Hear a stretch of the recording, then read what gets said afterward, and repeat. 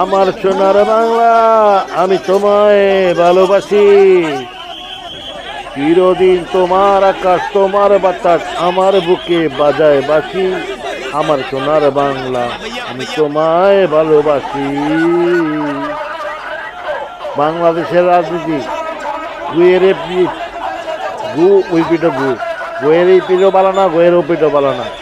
গু পর্যন্ত বাংলাদেশি প্রতিটা রাজনীতিবিদ যদি গুয়ে খারায় কয় আমরা ভালো মানুষ, কেউ বিশ্বাস দেবে না।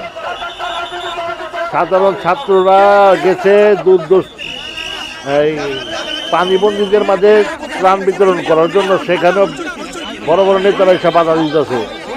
মাইনি কি বুঝতেছেন?